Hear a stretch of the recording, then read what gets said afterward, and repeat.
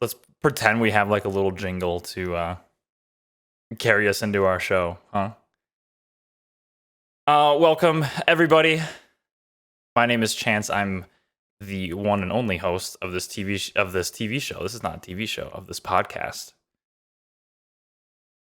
with a working title right now. But as of right now, I think we're going to be leaning towards Enjoyers, a Star Wars podcast. Which, like I said, that title is a work in progress.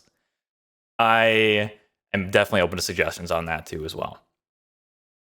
But ultimately, I wanted to make this platform and start this podcast just because of my passion and how much I enjoy Star Wars and just like the Star Wars universe. I want to always be talking about Star Wars, talking to anybody who will listen to me, whether it's talking about like the TV shows, a trailer that came out, a video game, whatever it may be.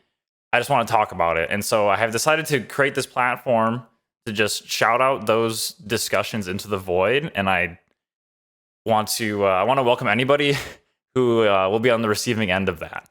And hopefully you enjoy yourself. And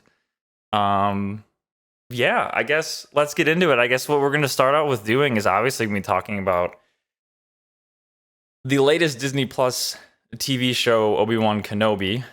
And just a little fun fact about myself, my diehard, absolute number one favorite Star Wars character is Obi-Wan Kenobi. Has been since I watched A New Hope back when I was just a young boy, younger than the younglings. But yeah, this is what we're going to be covering it to start with. And then obviously once later on and past Kenobi and when we're not doing TV shows, I want to talk about like I said, like video games or the canon books that I really want to be starting. I actually have displayed behind me here the Thrawn book series that I'm very interested in reading and something I really want to dive into, having actually just finished Rebels not too long ago and just falling in love with that character. I can't wait to learn more about him. But for now, we're going to be focusing on Obi-Wan Kenobi in that TV show and just what's been going on with this whole series. Obviously, we are, at the time of this recording, 3 episodes in. And so we're going to be calling this a mid-season review with part 4 just around the corner. I kind of wanted to get out my thoughts on what I thought about the first three episodes and just talk about like how much I've been enjoying this show. And I don't know if I necessarily have any hot takes, but just, my thoughts and my feelings around the show and the characters in the world that is Star Wars. So I guess without further ado, we're going to be kicking it off with part 1, and we actually see something that I didn't actually expect to be happening, that I didn't think we would be getting in the show, maybe in a flashback. But we open the whole show with an Order 66 scene, but we specifically are seeing these events play out in front of a group of younglings. The first people we see in this whole show about Obi-Wan Kenobi 10 years after the fall of the Republic are younglings. And there's one specific youngling that, in hindsight, looks a lot like Reva, the third sister, who we'll be getting to in a little bit. They even zoom out on this character. She's the first character that you see, this youngling, not saying is Reva. I think it is, but not saying it is.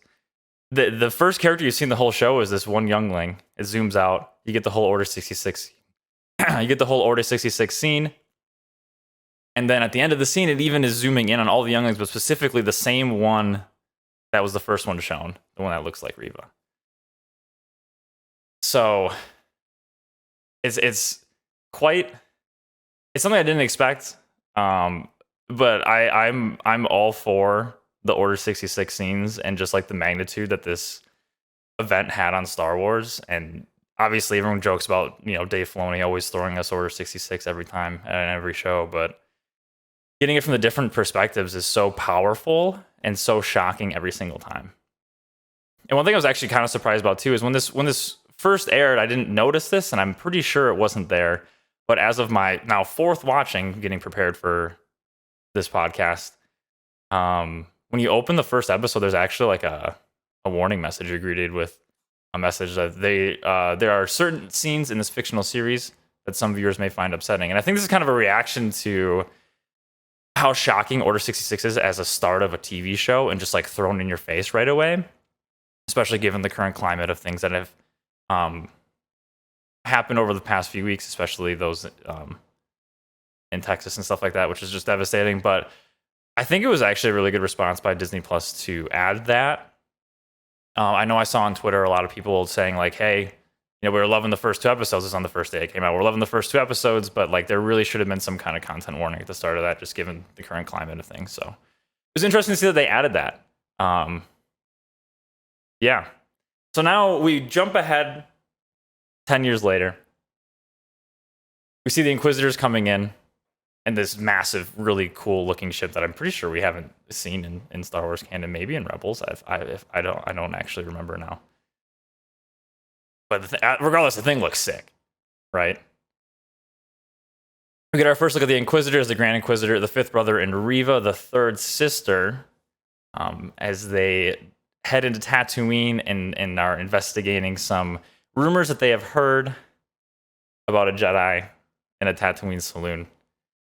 We've heard the lines that we've heard leading us up to the show from the Grand Inquisitor when he's talking to the owner of the saloon. Do you know the key to hunting Jedi? It is patience. Their compassion leaves a trail. As he's saying this, we can see him move towards what appears to be like lightsaber slashes across the cantina, which I thought was an amazing touch. And it goes to show that, he mentions that they had rumors of this Jedi circulating around to them, and it goes to show that like how much of a reach the Empire actually has, which is something that we don't commonly think about when we think about the original trilogy. We think about the Rebels, and we think about their triumph over the Empire, but we don't actually see the magnitude and the stretch that the Empire has. So like being able to hear the Inquisitors, especially the Grand Inquisitors, being sent out to Tatooine, an Outer Rim system, to go and investigate this was pretty interesting. Ultimately, Reva does not show the patience that the Grand Inquisitor is preaching about.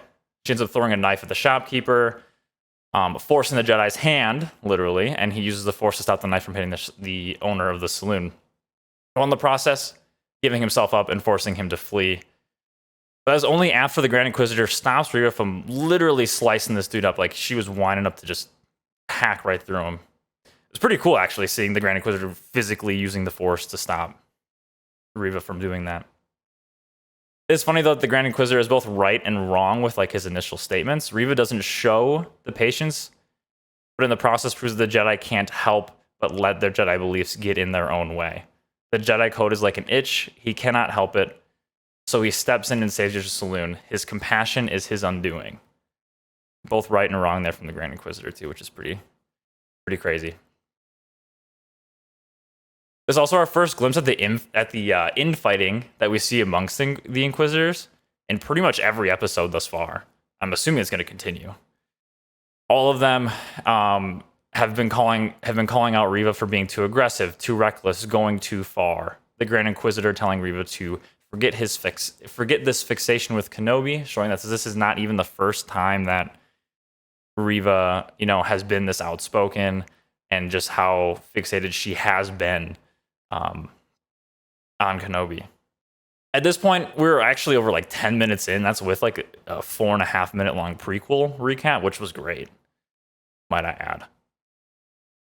Before we actually finally find old Ben Kenobi, the Dune Sea Butcher, out there just hacking away at the big pieces of blubber. We see Obi-Wan suppress the Jedi beliefs in him after watching the other worker in front of him only receive half his pay.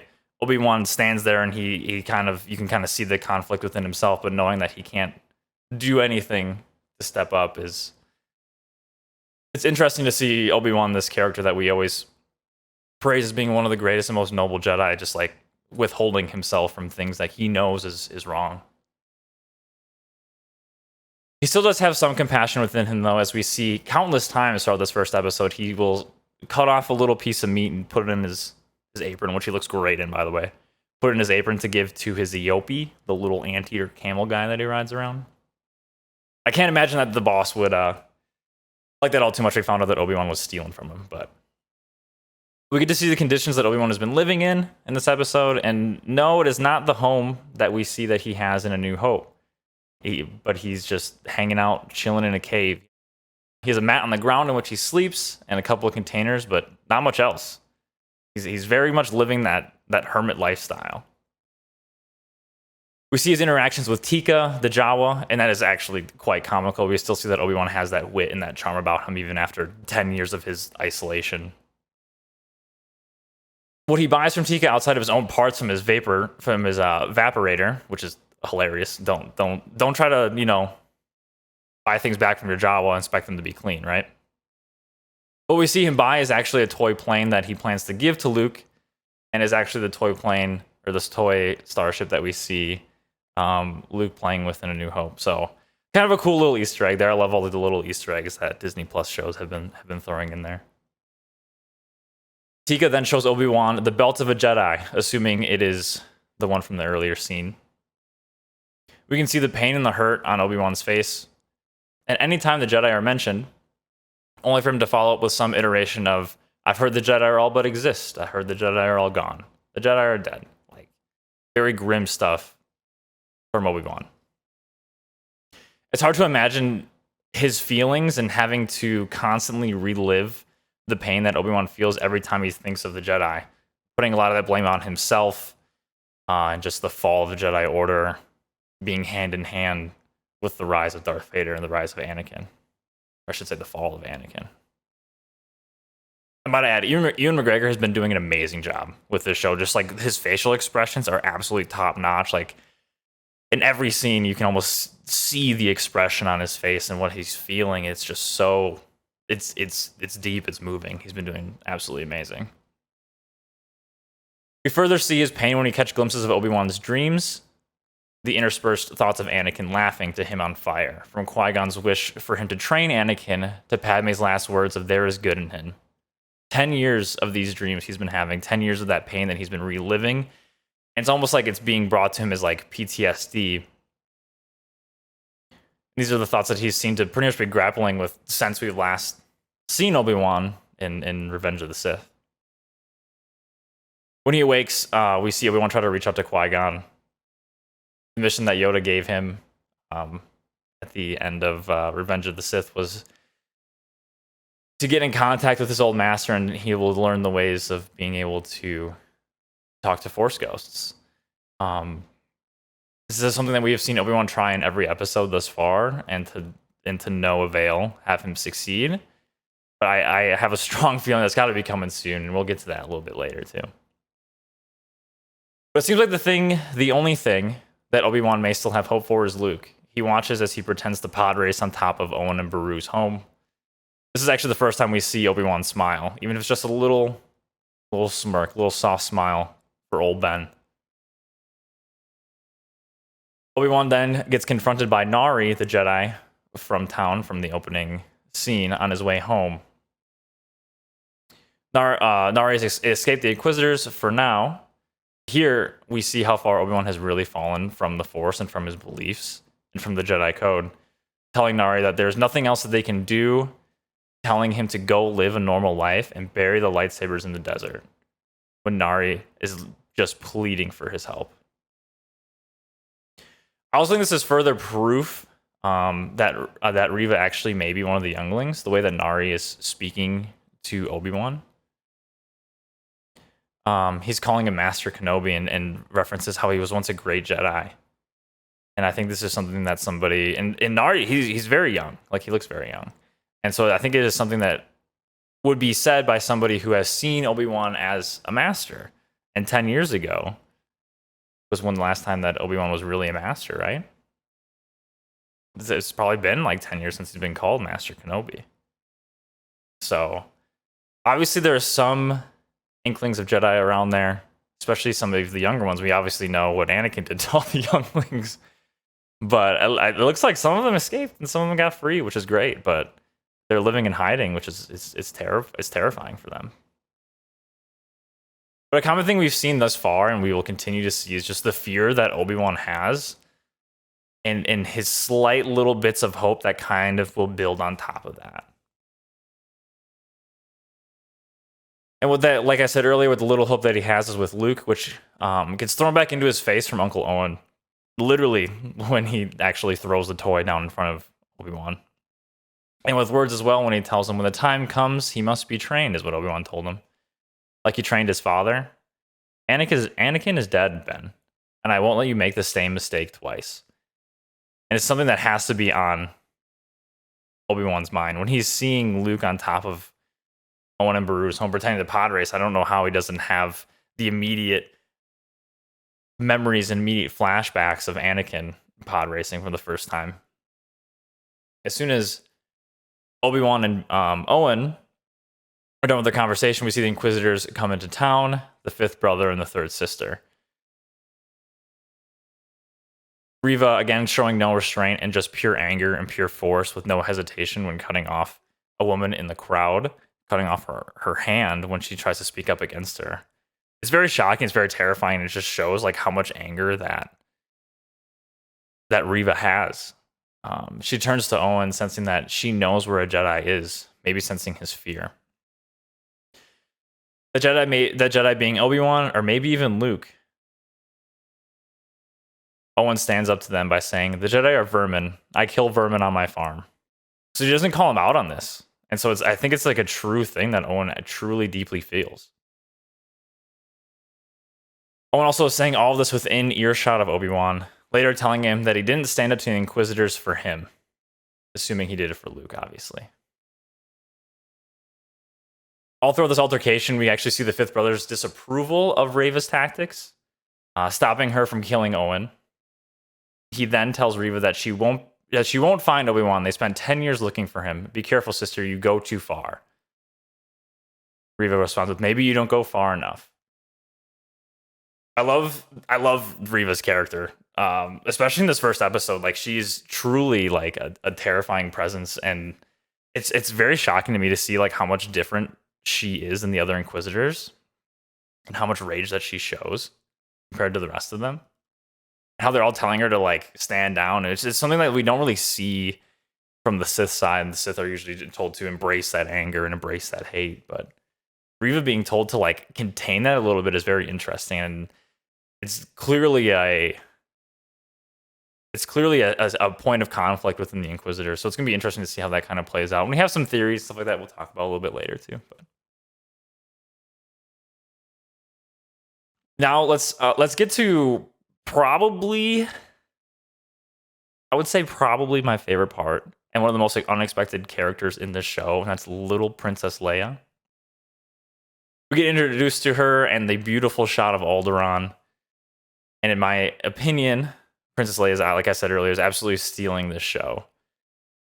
She's played by Vivian Lyra Blair, and she's absolutely killing it. Like the way that her delivery of her roles and the way she's impersonating not just Carrie Fisher, but showing the signs of Padme and stuff too. It's truly amazing. Through Leia and as well as Bail, we learn of more powerful people starting to align with the Empire. Again, it's not something that we are commonly think of during this era of Star Wars. Bail having what seems to be like a dinner party with other senators, and presumably in other Organas, obviously considering that Leia talks to her cousin. We'll get to in a little bit here. But we see like how powerful that the people in power are and how much they actually do side with the Empire. After the disaster of the Republic, the Empire is finally lining some pockets. There's still some issues that we need to address. Slave labor, taxation of the Outer Rim, Bail says.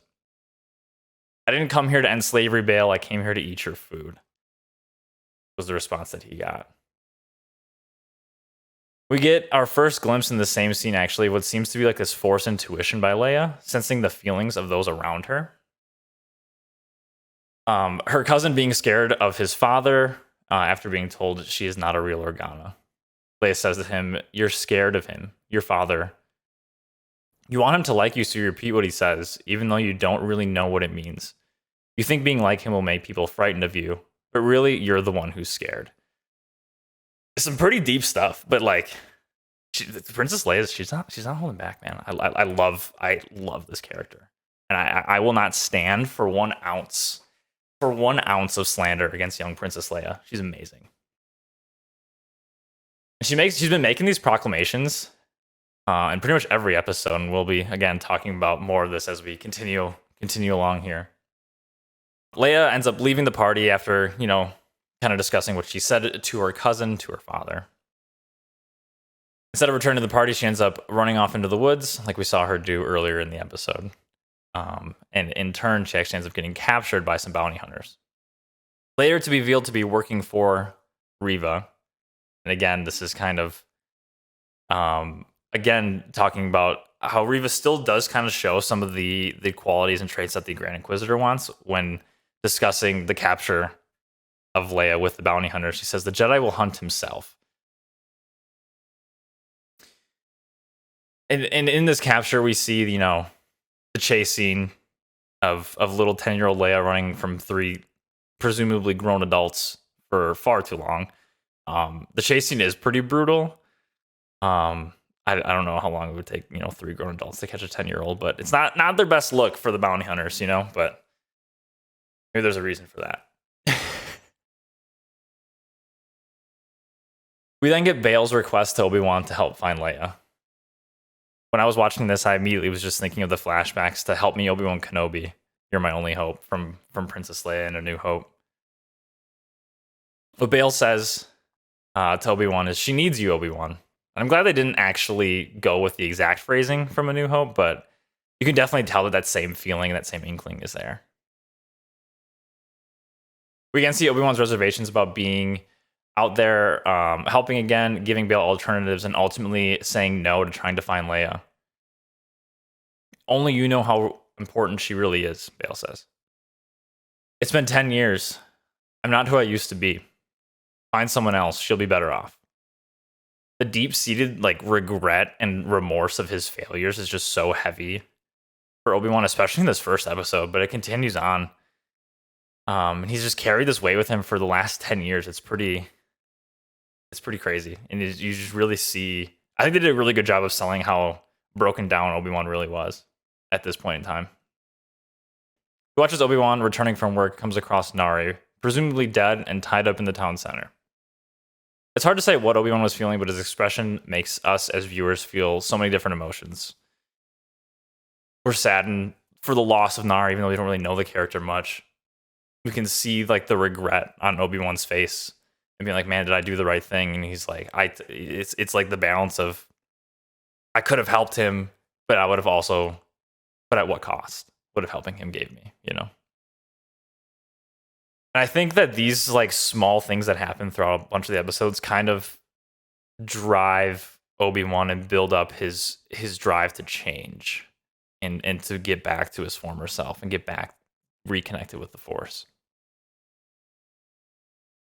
Bail then visits Obi-Wan with the same plea for help, the first time being through Hollow, this time he actually going to the mansion, the palace that is Obi-Wan's cave. Bail telling him that he needs to move on, that his failures are in the past and they won't change, but he can still make a change for the better, for the future. An exact mirror of what Obi-Wan was actually telling Nari just days or even the night before. We made a mistake, we all did. It's the past. Move on and be done with it, Bail says to Obi-Wan. Obi-Wan ultimately agrees and then goes to dig up the lightsabers that he buried, both his and Anakin's, side by side, buried within the Tatooine desert. There was something so moving about this scene and seeing those lightsabers just side by side, knowing that Anakin's will one day be Luke's. I don't know. They've done a great job of the show and just conveying these emotions that I don't really even know how to put into words. And it's something more than just nostalgia. It's just, you really feel for these characters. The first episode, it may have seemed kind of slow, but when I was digging into it and really looking at it, there's so much weight and depth within the actions and the words of the characters and the scene that they're ultimately setting, for this series. It's truly a dark setting and a dark state of mind that we find Obi-Wan in. Obi-Wan then ultimately leaves and goes to Dayu. This is the start of part 2. With some help from Obi-Wan's Game Boy Advanced, he's able to kind of track the ship that Leia was being captured in, that Leia was being transported in. But once on Daiyu, he figures out that, those signals, he doesn't get that Wi-Fi out there, man. I don't have that Starlink set up out there yet. All their tracking beacons are jammed, and Daiyu is just a place for smugglers. It's a place for lowlifes, for thugs, for people to get away and hide. One of the deepest and probably the most moving parts, actually, of these first 3 episodes thus far, is when Obi-Wan crosses the clone on the street begging for money. Something that I noticed immediately is that this clone is actually wearing 501st gear, and that is the legion that Anakin was general of. And if anybody has watched Clone Wars, we know how many times Anakin and Obi-Wan fought with the 501st. And Obi-Wan most likely actually knows who this clone is, which makes it even more saddening. Like, the more you know about it, you're like, wow, like on the face value, like, wow, that's pretty sad. Like, you see the clone begging and stuff like that. But then, like, when you really dig into it, it's like, holy cow, like Obi-Wan probably knows who that clone is. And Obi-Wan, you can see him like reflecting heavy on this and showing that, his failure and his actions, or I guess lack thereof, have countless ripple effects across the galaxy. And we go from that exchange to Obi-Wan being told to get out of the way from the stormtroopers passing by. The contrast of like the then and the now. And again, just the constant reminder that Obi-Wan has of what he has done in the past, or what he didn't do in the past, and how that is affecting everybody. Obi-Wan then runs into a drug dealer. She actually ends up slipping him some spice after he was kind of asking her for information. She doesn't really give it to him. She's like, hey, if you're looking for your daughter, she's probably lost. She's probably gone on this planet. Actually, kind of a fun little Easter egg is that drug dealer is actually Ewan McGregor's daughter. And so, like, the irony of his own daughter telling him that he's not going to find his daughter. I don't know. I thought it was a cool little Easter egg there. But ends up slipping him a little bit of spice. And so it's this drug that we don't really know what it does. At least in mainstream canon. Maybe there's some kind of novelization or something that happens in the comics that I'm not sure of. But from here, Obi-Wan then runs into Haja Astray, the con artist pretending to be a Jedi. Obi-Wan sees right through his tricks right away. Obi-Wan is brought to him by a young child out on the streets, trying to give him guidance, saying like, hey, we got a Jedi. He can help you do it. He can help you, with whatever you need for the right coin. And obviously, Obi-Wan's pretty suspicious of this. Eavesdrops on their conversation, finds out that he's helping a family get out of Daiyu, and actually to Corellia, which is where Han Solo is from. It's a fun fact. I don't know if that's a better place to go. Honestly, I was thinking about this today. It's like, is Corellia really like going to be great for them? I don't know. How much different is Corellia than Daiyu? I don't know. But Obi-Wan obviously sees right through the con artist that is Haja Astray, and pretty much forces him to help him out. And he gives him a tip. He's like, hey, if you're trying to look for somebody, trying to look for sewers, you're trying to look for the rats in the sewers, you got a place where you can start. It's gonna be kind of hard to get into. And we then get Breaking Bad Obi-Wan. He heads into this. I'm assuming they're making spice or some other kind of drug, and he sneaks his way in there, and he's wearing the full outfit. He's got the face mask. He's got the face mask on, the goggles, the bib, looking like he's like straight out of Breaking Bad. Obi-Wan then proceeds to go in and try to rescue Leia. The fight scenes throughout this rescue, especially with the fight scene in the hallway, as well as honestly pretty much like all of the fight scenes throughout all these episodes, have been quite entertaining, and they actually feel very dangerous and very threatening to Obi-Wan. And you can tell that Obi-Wan's actually a little bit rusty, actually yelling in pain after throwing a punch on one of the thugs. That was quite funny. But we still see Obi-Wan is very resourceful still, throwing down the spice to be able to get away from the thugs that were ultimately holding him up in a room that was not actually where Leia was.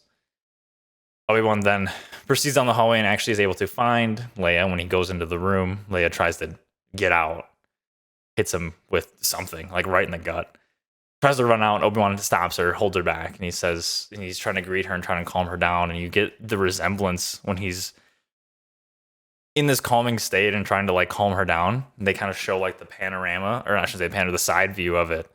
And you get the same feeling of when Leia was sending the holo message, bending down to start the holo for Obi-Wan. They have like some cool kind of mirrored images and stuff like that. Leia asking him, "Where's the army?" Which I thought was quite comical. But he convinces her to go with her. She says, "Why should I trust you?" And he said, "Would you rather stay here?" And honestly, you probably made a good choice regardless. They set out, Leia trying to see if she can actually trust Obi-Wan, questioning him, saying, "You're a Jedi," after seeing Obi-Wan change and actually seeing his lightsaber, just brandishing it in front of the whole town, right? She then says, "You're kind of old and beat up," which we see this actually quite a bit throughout several of the episodes of people just referencing how old Obi-Wan is. And I wonder if that's like their way to bridge the gap from Ewan McGregor to in 9 years canonically to where Sir Alec Guinness is with his portrayal of Obi-Wan Kenobi in A New Hope. We continue to see the Inquisitors infighting, with the Grand Inquisitor confronting Reva. "You would kidnap an Imperial senator's child. You've done worse. You had no right," said the fifth brother. "I found a link between him and Organa in the archives. I used the girl as bait. And you did this without informing me. You left me with no choice." Reva again here feeling like she has to like prove herself and step past her superiors to get like what she wants. And it's kind of interesting. The main thing that I kind of take away from that conversation is I found a link between him and Organa in the archives. And so I'm really wondering what these archives are, if it's like the Jedi archives or if it's like some kind of old Republic archives. And it's no secret that during those times, Obi-Wan Kenobi worked with Bail Organa on several diplomatic missions or whatever it may be. So it doesn't seem like too far of a stretch. But we'll kind of get into this in just a little bit here to dig into why like the archives is a very interesting thing. She thinks she will gain favor by capturing Kenobi, says the fifth brother. Is this really her endgame? To be like the Grand Inquisitor? Does she want to be like Vader's number 2? I'm not like completely sure or convinced yet. I ultimately think that she wants more. And I'm not sure what it is. I don't know if she wants to just be Vader's apprentice. I'm not sure if she wants to surpass Vader. But she has this envy with not only Obi-Wan, but also with Vader and Anakin. So I think there's going to be some pretty interesting backstory reveals for Reva. "Whatever power you are craving, it will not change what you are, the least of us," the Grand Inquisitor says to her. The Grand Inquisitor hints at Reva's backstory. "You came to us from the gutter. Your ability gave you station, but all the power in the world cannot mask the stench beneath." And so, like, what is this, like, stench beneath? What is, like, the Grand Inquisitor referring to? Is it can't just be her Jedi past. Is it something that she did after Order 66? They're hinting at there's, like, some grand reveal for Reva and her backstory, and I'm not quite sure it's as simple as people think it is. It's not just like, hey, she was a Jedi. Because we see Obi-Wan explain that a lot of the Inquisitors used to be Jedi themselves, so having Reva just be a Jedi doesn't seem to be enough for her to be talked about this way by the Grand Inquisitor. Oh, who, by the way, the Grand Inquisitor was a Jedi Temple Guard. So you would think that, you know, being a Temple Guard actually holds a little bit more weight in terms of stench as a Jedi to just being a youngling. So yeah, we know this to be true, obviously, from Star Wars Rebels. After the altercation, Reva contacts Vect again, which is the bounty hunter that was assigned to abduct Leia. And she asks him to put out a citywide bounty on Obi-Wan. Vect kind of brings it like, you think these guys are actually going to be able to catch a Jedi? And she's like, no, I just wanted to squeeze him. She just wants to narrow him down, like, hey, go find this guy for me so I can take the credit, so I can turn him in. Obi-Wan realizes what's happening. So he tries to buy Leia some new clothes to help her hide, which is actually quite interesting. I don't know why he didn't get new clothes. He's still wearing like the Jedi garb that like was popular in the in the prequel era. So pretty kind of a big oversight, I think, on his part. But I just love the interactions that Leia and Obi-Wan have from like pretty much here on out, even through the third episode. He goes to buy her the cape and he goes, "You don't need those," as Leia's trying on the gloves, and he kind of gives up almost immediately. He goes, "And the gloves," to the shopkeeper. Their interactions while traveling the city are just like truly fun. They're like lighthearted. They also like you can see like the implications that they may have later on, which I think some people are kind of like, well, how does this like canonically work out? But like I have faith. I got faith. And they just overall like the interactions they had, just like they made me feel good. They made me feel happy. It's just like lighthearted and wholesome old Ben Kenobi, you know. She then continues to confront Obi-Wan about being a Jedi. She goes, "Jedi can make things float, make me float," and she's spinning around, and Ben's like, Obi-Wan Kenobi's like, I can't use the Force. You have to trust me on this. And then actually, this is even before he introduced himself. She goes, "Well, what is even your name?" She goes, "I'm Ben." And he goes, "Ben isn't a Jedi name." He goes, "That's my name. Trust me." Leia responds with, "How can I trust you when I know you're hiding something?" Again, it's another example of like Leia's Force intuition, sensing that he is feeling uneasy or stressed, and that is somehow, you know, picked up by her, by her being Force sensitive. She goes on to say, "You think the less you say, the less you give away, but really it's the opposite." Obi-Wan was kind of taken back by this, and he goes, "How old are you?" She goes, 10. He goes, "You don't sound like you're 10. Again, like just an amazing interaction. Like you get the charm of Obi-Wan, you get the lightheartedness of a 10-year-old little Leia. You get the wit of both of them. They're just so good. After Obi-Wan takes out a bounty hunter, they're kind of hanging out in this alley, and he's like trying to come up with a plan, figure something out. Leia takes out her little droid Lola. Obi-Wan's like, "That thing better not make any noise." She goes, "It won't make any noise because she's hurt." "Good," Obi-Wan says. Then that compassion comes through again, realizing that Lola means a lot to Leia. He gets down on his knee and asks her about what happened. She kind of gives her the whole story. Obi-Wan then tries to confront her, saying that, you know, well, things will be back to normal soon. You'll be back in Alderaan soon. Your parents know that I've got you. Like, everything will be back to normal. And she goes, "Normal. Great." Obi-Wan responds with, "Now, who is hiding something, princess?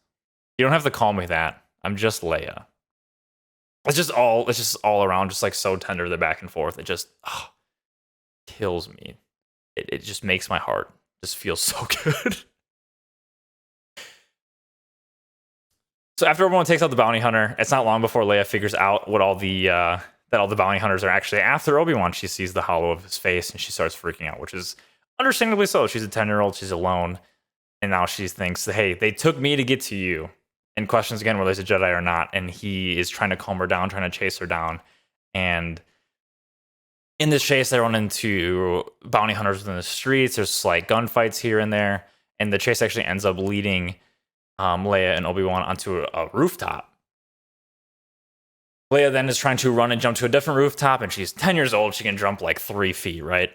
This is like a 10-foot gap. Like, I don't know I don't know anybody making that gap. So she doesn't make the jump, obviously, and she falls. And Obi-Wan has to actually tap into the Force for the first time in 10 years. And we can see how hard it is for Obi-Wan to save Leia, seemingly years since he's been using the Force. The amount of strain it causes him just to simply catch Leia and put her down softly. It seems like something that would be so easy for Obi-Wan, Jedi Master, to do in the past. This act actually finally allows Leia to fully trust him, fully feeling the Force and feeling how she was just let down and saved. Back on the ground and in the streets, they come across Haja Estray one more time. And he helps Obi-Wan and Leia trying to escape, sending them to an automated cargo transport station. With no one else to trust, and with Leia's approval, they actually take his advice and head to the port. Is it hard to believe that you don't have friends? If someone is offering us to help, I think we should take it. Obi-Wan stands there after this comment. What now? Nothing. You just remind me of someone. She was fearless too, and stubborn. And Leia goes like, "I'm not stubborn." "Yes, you are." Classic, right? Leia then asks, "Was your friend a Jedi too?" "No. She was a leader. She died a long time ago." He goes, I'm sorry. And Obi-Wan looks at her, and you can actually catch a little soft smile from Obi-Wan again. Which is only the second time in as many episodes that we've seen him do it. And he goes, me too. And it's just like, oh my gosh, just him seeing Padme and talking about Padme in this context. It's just like, man, like this whole like middle part, or like, later third of this episode just like warms my heart. Even after 4 times of watching it, like, man, it just feels good. It feels good to have this type of interaction and this type of connect between these characters. It just melts my heart. Now, Haja in turn actually ends up sending Reva to the exact same place that Obi-Wan is. Reva being very strong, and Haja just being a con artist gets kind of in his own way and leads Reva right to Obi-Wan. She runs into the cargo port that they're in. She taunts Obi-Wan, sensing his fear, toying with him and feeding off his anger. This is where we get the big bomb drop for episode 2, when Reva says, I will take you to him. Lord Vader will be pleased. And there's a long pause, and they kind of sense, it's almost like the color goes out of Obi-Wan's face. And she goes, you didn't know. He's alive, Obi-Wan. Anakin Skywalker is alive. But before she can reach Obi-Wan, Reva is interrupted by the Grand Inquisitor. He tells her to move aside, and she does. But right before the Grand Inquisitor makes his move, Reva thrusts her saber into him. You think I would let you take all the credit, she says. Pulls out her lightsaber. Who's in the gutter now? This interaction between Reva and the Grand Inquisitor allows Obi-Wan to then board the transport with the waiting Leia there so that they can actually flee the planet. Before we get the end of this episode, we get like the chilling, just the zoom in, and like I said, the colorless face of Ewan McGregor just going Anakin. And then just the boom, close-up shot, Hayden Christensen as Darth Vader in the back of the tank. We just hear the Darth Vader breathing. Oh my gosh. It's just absolute chills. Like every time, man. The Darth Vader breathing through the mask, it gets me every time. It never won't. Doesn't matter how many times I see it. It doesn't matter how many times I hear it. It's just great. And so that's the end of part 2. And in part 2, we see the big theme of establishing the connection between Obi-Wan and Leia. And it worked really well for me, as obviously you could tell. And I absolutely loved it. And I was just like, yes, like give me more of this. Like I said, I will not take any 0 young Princess Leia slander. None. And now we know from Star Wars Rebels, the animated series, which takes place 8 years after this for the most part, relatively like 2 years before A New Hope. We know that the Grand Inquisitor is not dead. And so this was actually a big shock to me. Just like going in like, oh wow, we're going to see the Grand Inquisitor just be this badass, this force to reckon with for Obi-Wan, and then having him actually drop, it's like, whoa, like what's the point of this? And obviously, I shouldn't say obviously, but it's to get him out of the way so that we can develop Reva more as a character and establish her more and see what her true intentions really are. And so I don't know what is actually going to happen with the Grand Inquisitor, but I ultimately think that his return will coincide with the reveal of Reva's backstory. And ultimately what happens to her, whether she is killed, whether she flees and on the run like Obi-Wan, I'm not yet sure. But I think that return will coincide with Reva's backstory and that culmination of her full arc. Maybe even just the beginning of her arc. We don't even know yet. Another thing to really note here, too, is that it's not well known at all that Anakin is Darth Vader. I think a lot of people, especially on Twitter, are something like, well, duh. Like, yeah, Anakin is Darth Vader. Don't people know this? Like, no.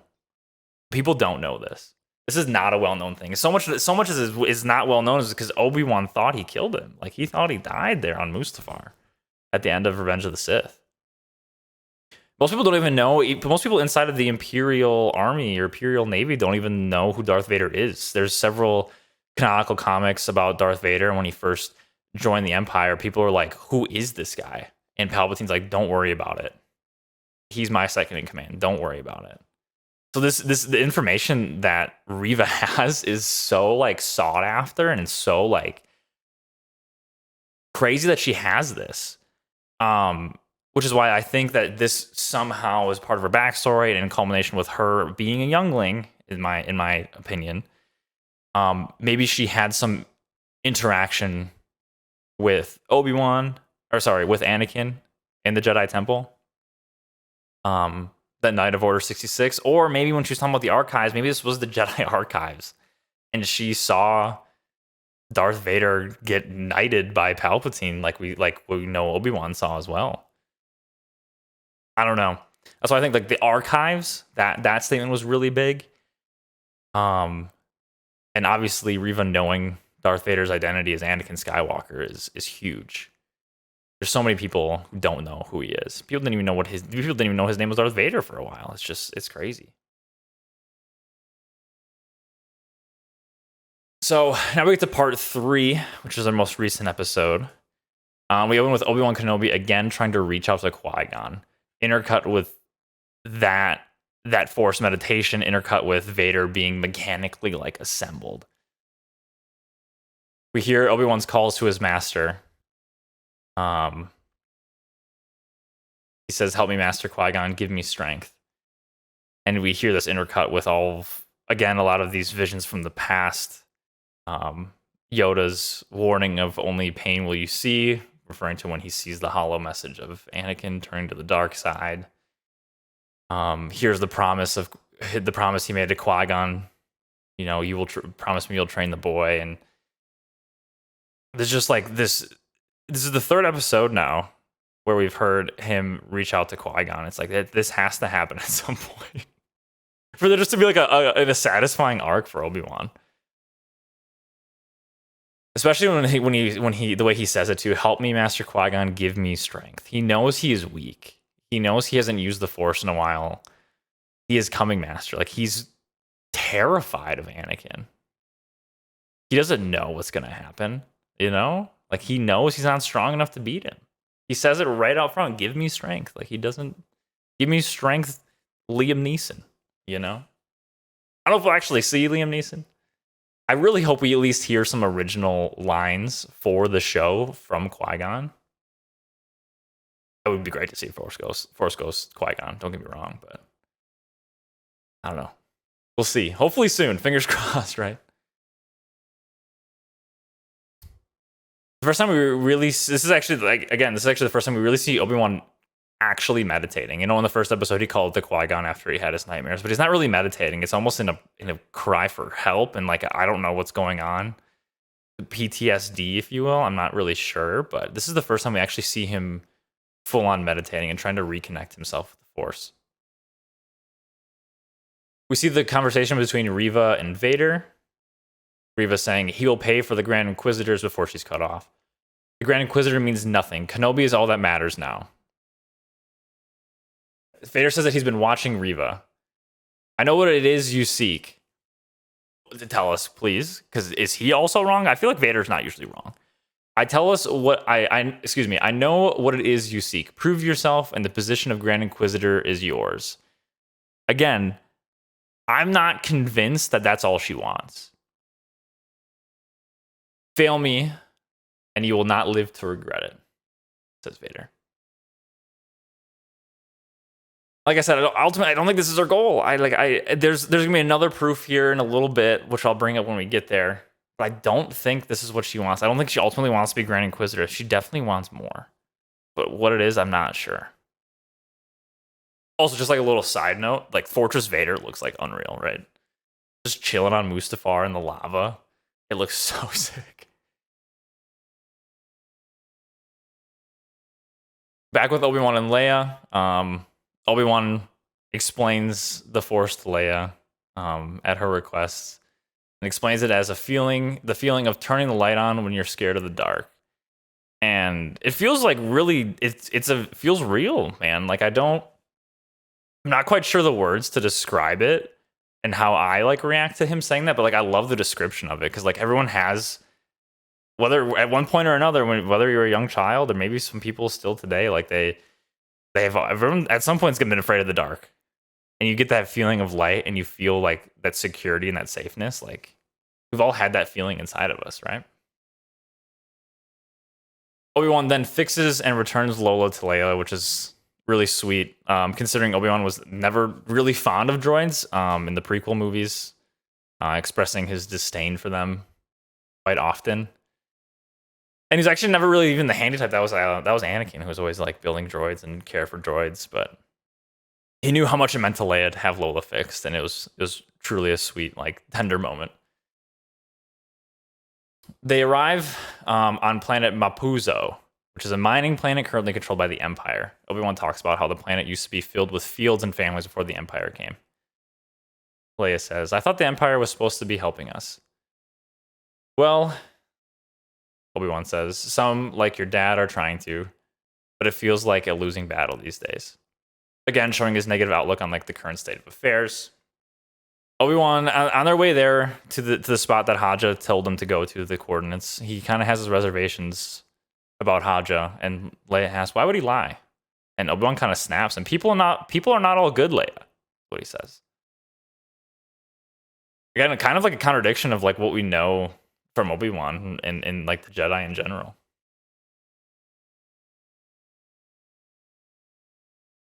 Shortly after, we see Obi-Wan having this vision, whether it's Force-induced, whether it's PTSD, it's hard to really tell, but this mirage of Anakin appears on the horizon. And Obi-Wan doesn't really know like what to expect with his upcoming encounter with Vader. Like, he even told Qui-Gon, he's coming. Like, he knows it's going to happen. And he imagines him as he last saw him right before their fight on Mustafar. And technically, like, he did see him all burned up and cut up and stuff. But he envisions him there standing with his robes on, his hood pulled over, that same look of anger on his face before they dueled back on Mustafar all those years ago. Well, so I love that, like, we got to actually see Hayden Christensen play Anakin again, even if it was just for a couple seconds. Him to actually be the face of Anakin again, it felt really cool. I don't know if we're gonna get, flashbacks or anything like that. I'm fine if we don't. It kind of depends on how they do it. It could be like a discussion for later. But I'm glad Hayden got like, his spotlight as Anakin once more, which was really cool. We're going to see the Inquisitor infighting continue again for the third episode. The big thing they're fighting about is who will hold the spot of the Grand Inquisitor, the fifth brother, claiming that he is next in line. He was also shocked that Reva spoke directly to Vader, using that power of that conversation to order the other Inquisitors around. "I will get what I deserve, third sister, and so will you," said the fifth brother as he's walking out. Reva then says under her breath, "I hope so. I certainly hope so." And so, like, the way that Moses Ingram is like portraying this character, it's just like there's something more to this character, and I can't wait to really figure out what it is, because it's very interesting to me, and I don't think that it's just the Grand Inquisitor spot. Like, I really don't. The way that she carries herself, and like, she wants what she's owed, like she said in the first episode. And I hope so. I certainly hope so. Like, she's thinking about something like right there in that moment. I want to know. I want to know. After reaching the meeting location, Obi-Wan and Leia don't find anybody there. They don't see anybody who they're supposed to meet, and Obi-Wan shows little patience for Hodge's contact. Leia trying to reassure him. "We don't know if," only to be cut off by Obi-Wan. "No one is coming, Leia," he says again in that same snappy tone that he said to her earlier.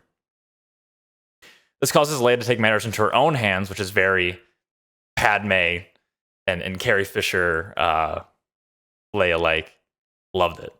Flagging down the transport, or the truck, being driven by Freck, what we soon to come to find out being an Imperial sympathizer. Assuming their aliases as Luma and her father, Orden. Really sweet moment there when Leia was going to call Obi-Wan her friend. It's really cute. "The farmers from Tall." Then Leia says, "Why don't you say go on, father, say hello." And I literally was watching him the first time, and I was like, "Hello there." And I literally said it out loud, and he just says hello. And I was like, you know what? That's probably right. That's not the time to use it. It's gonna be like some powerful moment Whether it's like a cameo, maybe Obi-Wan doesn't even actually say it. Maybe it's like Qui-Gon that says it to him or something. Could you imagine? Maybe he says it. Oh man, maybe he says it to Luke. Like maybe that's how like it ends. Maybe that's how the show ends. He gets back into hiding and he gives Luke the toy and he says hello there, and that's how it ends. Oh man, that'd be so good. Obi-Wan and Leia have this brutal story they try to pass by Freck, and he's clearly suspicious. Literally even saying, well, that's a weird story. As they hop in, you can see the image of the Imperial insignia on the back of Freck's truck and the ominous tones of the music, and you can just see Obi-Wan stare at it for a little bit and just know, like, man, we're not in a good situation here. They get talking to Freck a little bit, and actually is one of my favorite encounters, but he kind of asked about their backstory, and they all say tall, and he's like, oh, good people out in tall, good, they love the Empire out there and all that kind of stuff. And this little Leia sitting there, it kills me every time I watched it. Little Leia just sitting there, absolutely, we love the Empire. Like, it's like one of the funniest lines so far. It kills me every time. Little Princess Leia, we love the Empire. Freck stops to pick up some stormtroopers on their way back to the spaceport. The troopers hop onto Freck's truck, and they say that they're looking for a Jedi. They ask Obi-Wan and Leia if they've seen any, and Obi-Wan says, I wouldn't know even if I saw one. The story slips up from Luma and Orden when Obi-Wan actually calls Leia by her name and not Luma. The stormtrooper catches it right away, and Obi-Wan passes it off as it being her mother's name, and that he gets confused, telling the troopers, sometimes when I look at Luma, I see her mother's face. We all miss her very much. This is clearly like an actual feeling that Obi-Wan has about Padme, and you can even see in Leia's face that she has again having that Force intuition and knows that is the truth and feels like that heartache that Obi-Wan has. After the troopers get off, Leia asks Obi-Wan, you knew her, my real mother, didn't you? The whole time I have known you, you've been hiding something. And then asks him if Obi-Wan is her real father. I wish I could say that I was, but no, I am not. Leia knows this again to be true, feeling, again, the way that Obi-Wan is feeling.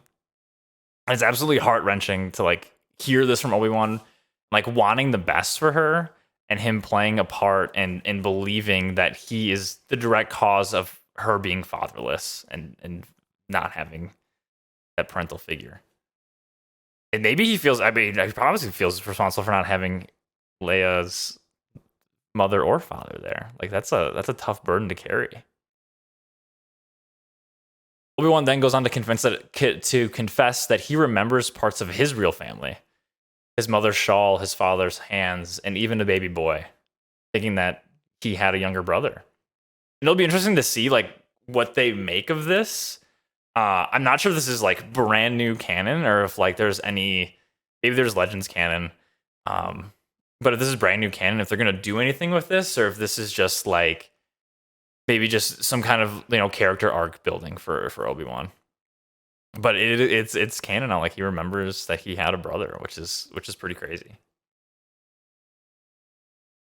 Once they reach the checkpoint, Freck turns them in pretty quickly, and an intense fight ensues.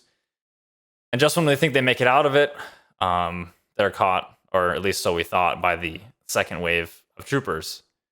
And they're actually turned on by their commanding officer, who we later find out is Tala. Just contact and who they were supposed to meet. Back at base Inquisitor, I actually probably should have looked up what planet it's on. I totally am unaware of that. We see the fifth brother take credit for locating Obi-Wan, kind of like a bratty little sibling, when telling Reva that Vader has already been informed. Reva kind of shakes it off. We will know who will be standing by his side when it's all over, she says. Tala takes Obi-Wan and Leia, and they go back into this small village. and takes them into a back room like hideout. She kind of takes them through the whole story about how they smuggle people through there and they call it the path, and it ultimately will lead them to a planet called Jabim, which is interesting. We hear Obi-Wan as he's looking over the hideout. We see a lot of markings across the room, and we hear Obi-Wan say, "Quinlan was here." Quinlan being a Jedi we've seen in the Clone Wars animated series, and specifically in the story arc on the hunt for Zero the Hutt. It's a very fun story arc, actually. I love Clone Wars. If you haven't seen Clone Wars and you love Star Wars, you got to see Clone Wars. But again, it's a great story arc. And we actually see Quinlan and Obi-Wan working together trying to hunt down Zero the Hutt. And Quinlan is more of a rogue Jedi. He's like an expert tracker. And he actually has this same power that we see Cal Kestis from Jedi Fallen Order have, where he is able to use the Force on certain objects and be able to trace the memory of those and what those objects have kind of been through or what they've seen. So it'll be interesting to see like what they kind of do with Quinlan here, if he's going to show up in this show. Is he the contact at Jabim? Tala noting that Quinlan has helped them out smuggle several Force-sensitive people out of there. So it'll be interesting to see what they do with Quinlan now that we know that he's survived Order 66. It's not a surprise that Quinlan survived Order 66 either. Obi-Wan asks Tala why she does what she does. Why does she risk everything? Tala says she joined when the Empire meant something, and now it's too late to go back. Admitting that she made mistakes, something that seems to actually kind of resonate with Obi-Wan here. It seems like, again, more and more of these people showing their efforts against the Empire and showing how they're overcoming their mistakes. It kind of like builds an Obi-Wan just like a little bit, like piece by piece, to get him back to what he was before.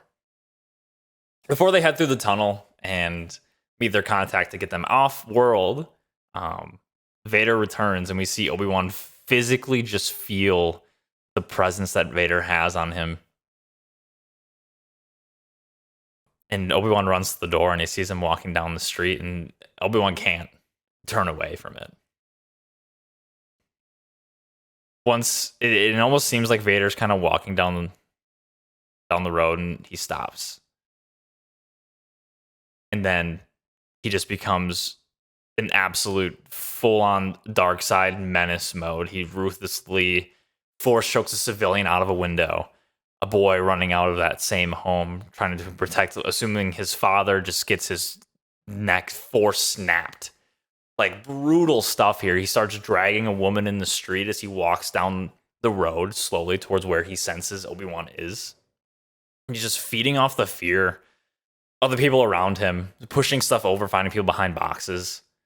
It's just like true like horror villain type stuff. And again, just like absolute chills. Like, Vader just doesn't disappoint.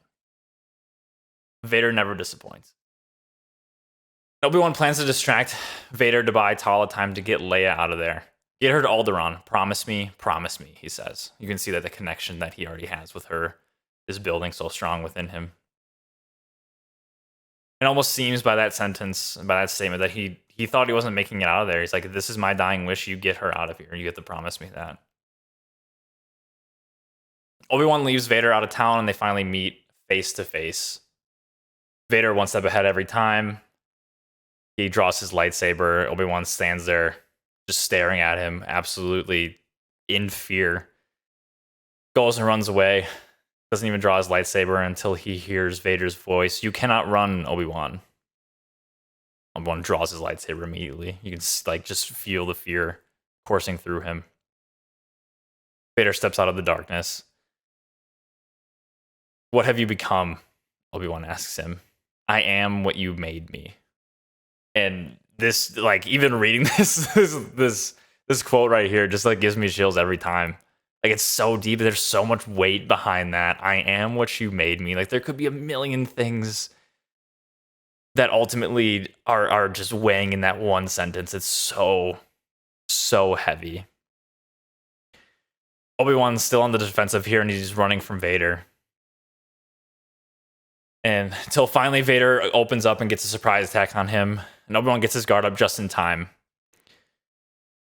We see this whole fight, Obi-Wan on the defensive, and Vader just pounding away. Obi-Wan having to use 2 hands to block the strikes from Vader, while Vader's just using 1 hand and literally just smashing his lightsaber against Obi-Wan's. Like, you just see the power within him. He's just so much stronger than Obi-Wan at this point in time.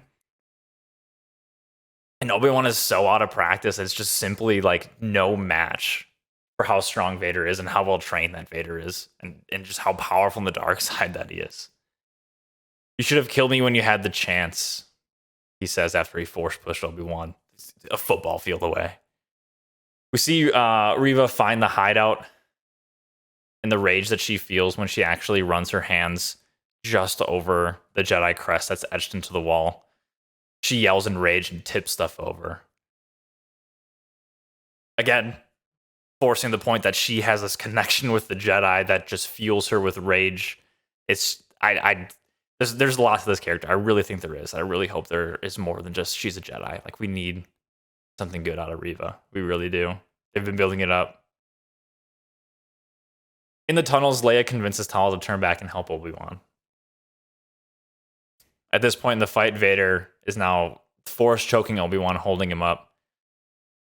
Knocks some stuff over on the ground, and he lights the ground on fire with his lightsaber, dragging Obi-Wan through the flames. An obvious, clear picture-for-picture callback from Revenge of the Sith and the state that Obi-Wan left Anakin in. Now you will suffer, Obi-Wan. Your pain has just begun, he says to him. Vader then force pushes him away, which extinguishes some of the fire, telling the stormtroopers to bring Obi-Wan to him. Tala arriving just in time to save Obi-Wan. Cut off the stormtroopers from getting to him. She shoots the one that was advancing on him, then causes the flames to get massive. And she then presumably gets him to some kind of safety, wherever that may be, somewhere on this Imperial lockdown planet. But Tala says to Ned B, who was great interaction that Ned B and Lola had at their introduction. Ready to transport, we have to get him to Jabim. We then hear the 5th brother and the 4th sister back in the town.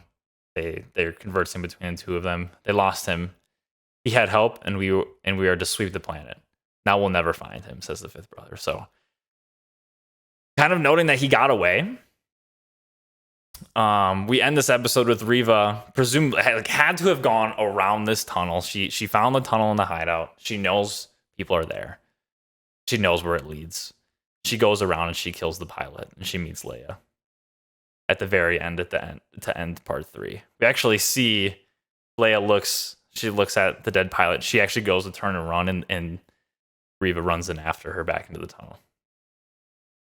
And so something I really want to touch on, actually, and is something that I've seen actually quite a bit of criticism on across social media, and it's why the fight between Obi-Wan and Vader worked so well for me. Like, I loved it. The fighting itself, and you see like the clash of the blue and the red, it's just like very amazing. It's very like sequel movie-esque with the lighting. It reminds me a lot of Rey and Kylo's first fight at the end of Force Awakens. And I love the thought that of Vader just like stalking his prey before he attacks. He's following Obi-Wan. He's toying with him and feeding off of that fear that Obi-Wan has. And of course, Vader's going to just absolutely like manhandle Obi-Wan in this fight. Like, Obi-Wan hasn't had a lightsaber fight in years, probably since his last fight on Mustafar with Anakin 10 years ago. Meanwhile, Vader is training and growing stronger and practicing the dark side of the Force. Like, this is literally like it's like telling an retired NBA player 10 years out of the league to go play one-on-one against LeBron James, right? Like, this is like the comparison, and it's clear as day. Like, of course, Vader is going to absolutely destroy him.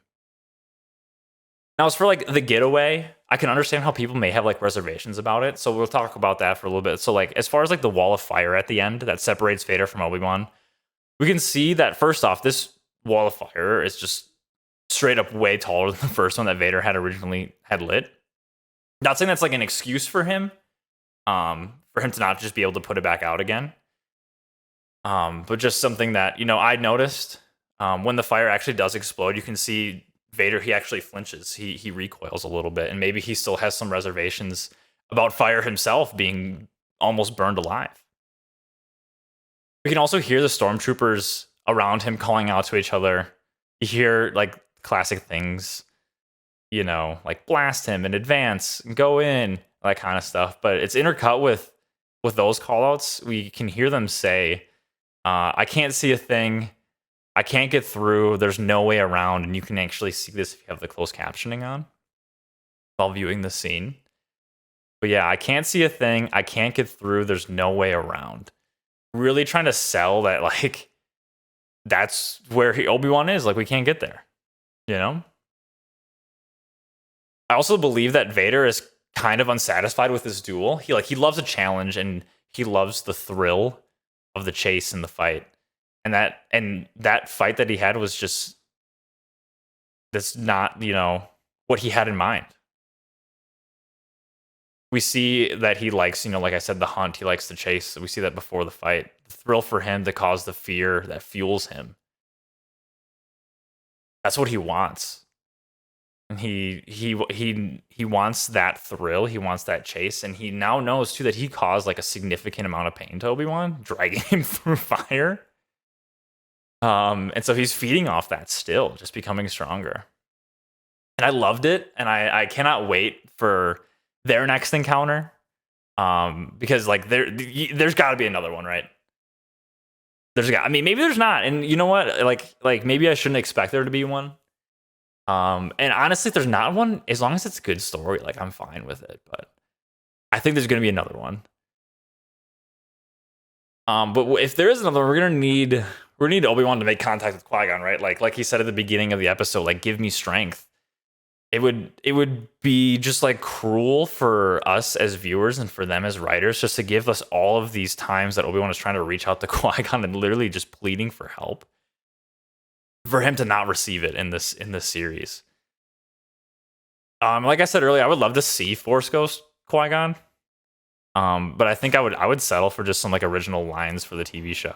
Things that weren't heard in movies, but like actual words to help guide Obi-Wan and fuel him and give him that strength. And so from here, I'm just going to kind of talk about like things that I kind of, what I maybe could see happening, or like what maybe like to expect going forward, or just straight up questions that I have.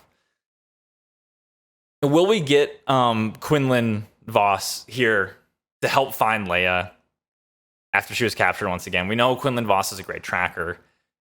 We know Tala has in the past had some connection with him, helping smug younglings out of there.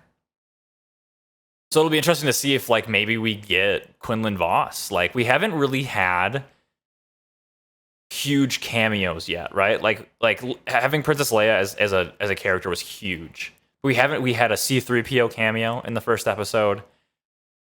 And we had like Easter eggs like Ewan McGregor's daughter and stuff like that, but like the clone, I guess, is kind of an Easter egg, kind of a cameo, but like we haven't gotten any of these big cameos. Or like, I don't know, like I could see Quinlan Vos coming in. I would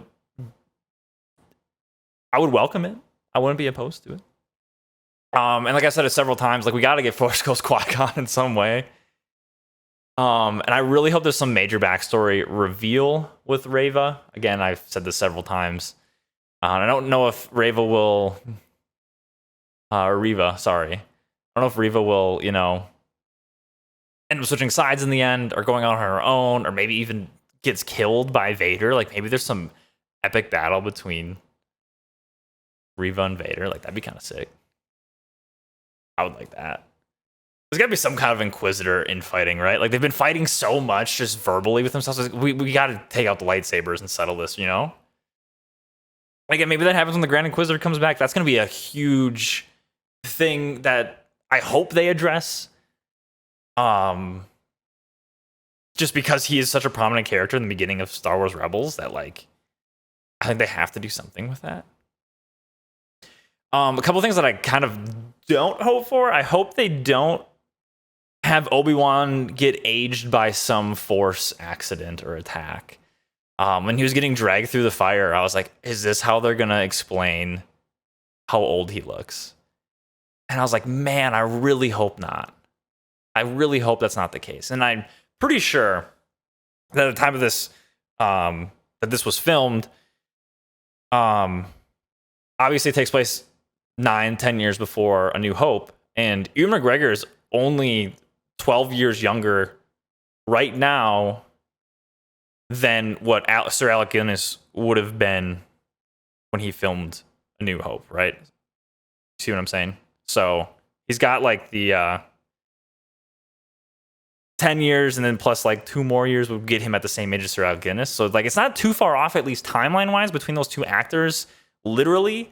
And so I really hope there's not some kind of Force aging that we saw like with Palpatine in Revenge of the Sith. And that one I thought made sense, and that one they did really well. I really did enjoy that part, but I hope they don't do that with Obi-Wan. And I think they're kind of stay away from it just because of how many times people tell Obi-Wan that he's old. Like Ewan McGregor looks great, don't get me wrong. But like everyone's just like, dude, like Leia's like, oh yeah, maybe you're my grandfather, you know? Like the drug dealer calling him an old man. He doesn't look that old. But I think that's how they're kind of getting around it. I don't know. I hope so, at least. And I hope nothing happens with Leia and like her memory. I don't want it to be like forcibly taken, like literally using the Force, like taken away, like this whole interaction she had with Obi-Wan to like try to like keep and fit original canon.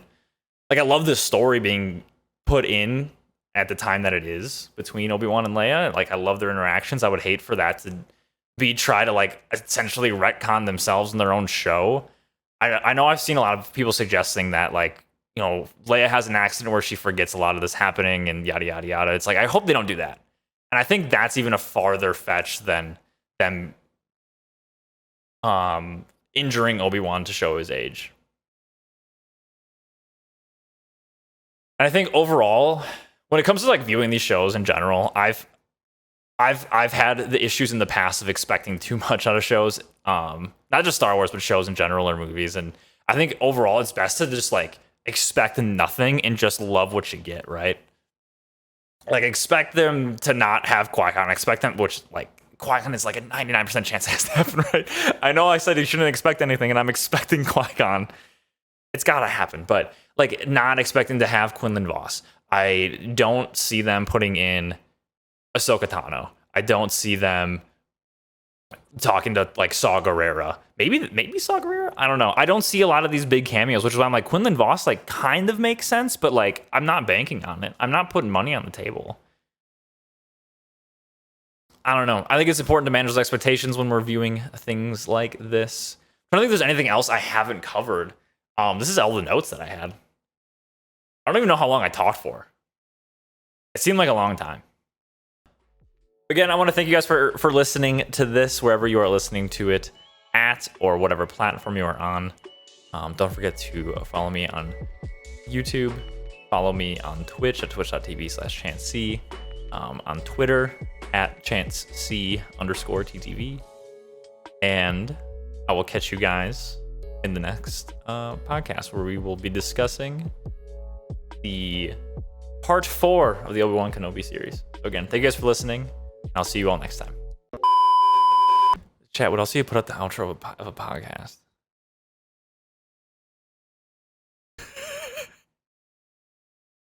I've never done one of these before, okay? And that's a wrap, chat.